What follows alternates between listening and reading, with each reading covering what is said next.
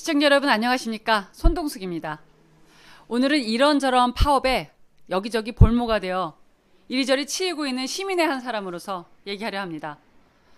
민주노총 화물연대 본부가 올해 6월 안전운임제 연장을 요구하며 총파업을 벌인 지 5개월 만인 지난달 24일 다시 총파업에 돌입했습니다. 오늘로써 9일차에 접어들었는데요. 이에 산업계 여기저기에서 몸살을 앓고 있습니다. 참고로 올해 6월 8일간의 화물연대 파업으로 입은 산업계 피해액은 2조 원대로 집계되었습니다. 자, 화물연대의 총파업과 관련해서 2004년 법 시행 후 지난 30일에 처음 업무 개시 명령이 발동됐습니다. 시멘트 운송업사자 및 운수 종사자 2,500명에 대한 업무 개시 명령인데요. 다행히 운송복귀 차주가 늘어나 출하량이 증가하고 있어 당초 우려된 생산 중단 가능성은 줄어들고 있습니다. 법에서는 정당한 사유 없이 업무 개시 명령을 거부하면 3년 이하 징역 또는 3천만 원 이하 벌금이나 화물 운송 종사 자격 정지 또 취소 같은 행정처분이 내려지게 됩니다.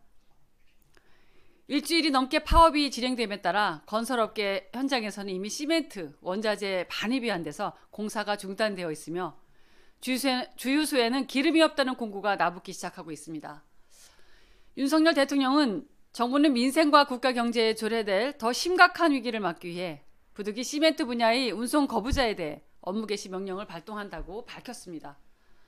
또한 윤석열 대통령은 자신의 이익을 관철시키기 위해 국민의 삶과 국가 경제를 볼모로 삼는 것은 어떠한 명분도 정당성도 없다면서 불법과는 절대 타협하지 않을 것이라며 불법 행위 책임은 끝까지 엄정하게 물을 것이라고 했습니다. 자, 탱크롤이라고 불리는 유조차 운전기사 대부분이 화물연대 조합원인 탓에 주요 업계에서는 석유 제품 수급에 차질이 빚어질 전망입니다. 국내 4대 정유사인 SK, GS, 또 S-오일, 현대오일뱅크 운송 차량의 70에서 80%가 화물연대 소속이기 때문입니다.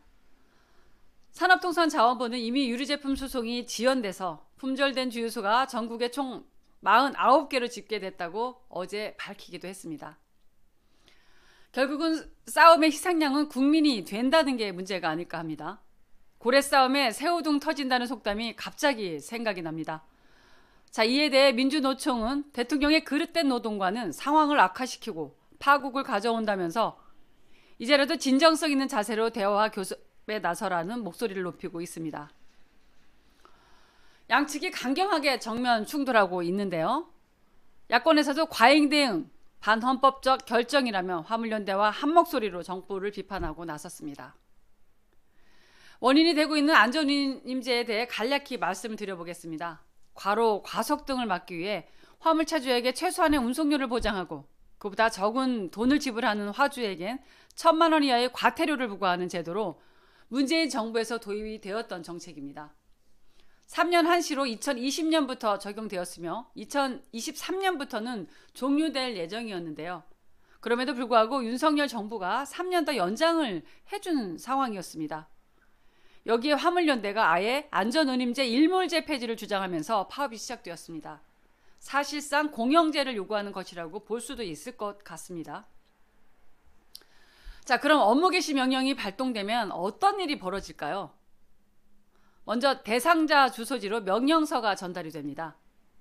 명령서 수신 거부 시에는 관보나 일간지 등의 명령서 내용을 게재하게 됩니다.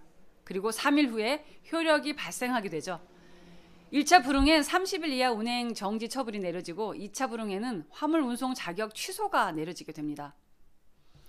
민주노총은 정부의 시멘트 운송 종사자 업무 개시 명령에 대응해 3일 서울과 부산에서 전국 노동자 대회를 열고 6일 동시다발적 총파업을 벌이겠다고 30일 밝혔습니다.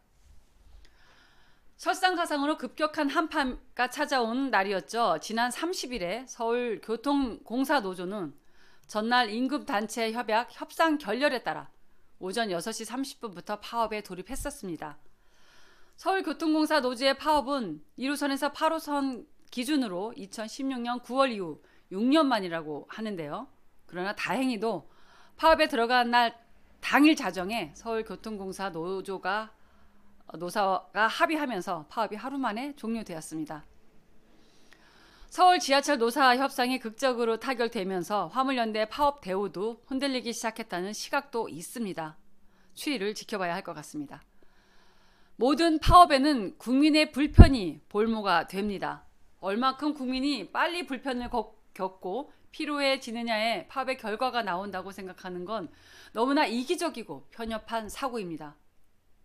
건설업계는 공기를 맞추기 어려워지면서 결국 소비자에게 그 피해가 전가될 것이고 석유화학업계 역시 시민의 발을 묶어 피해를 주게 되는 것입니다. 여론조사에 따르면 노조 파업에 관해서 경제에 악영향을 주므로 자제해야 한다는 응답률이 58%로 정당한 단체 행위로 문제될 것이 없다라는 응답률 34%보다 높았습니다. 그만큼 시민의 대다수가 반대를 하는 입장이라고 볼 수 있습니다. 네, 삼고라고 하죠. 고환율, 고금리, 고물가의 어려운 경제 위기 속에 우리는 놓여 있습니다. 그 속에서 파업으로 인한 국민 고통이 더해지고 있습니다. 국가 경제와 국민 생활에 미치는 고통을 생각해서 지금이라도 화물연대는 파업을 철회해야 합니다. 그렇지 않으면 국민의 지지는커녕 따가운 시선과 비판을 면치 못할 것입니다. 불법은 용납하지 않겠다는 정부, 관철 때까지 파업을 강행하겠다는 민주노총 화물연대, 서로 밀리면 죽는다는 투쟁 의지. 아프다는 국민들 목소리는 도대체 누가 듣습니까? 국민들이 있어야 국가가 존재하는 거 아닙니까?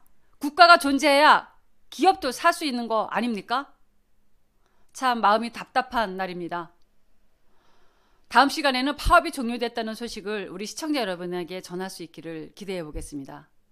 시청자 여러분, 그래도 편안한 하루 되시기 바랍니다. 고맙습니다.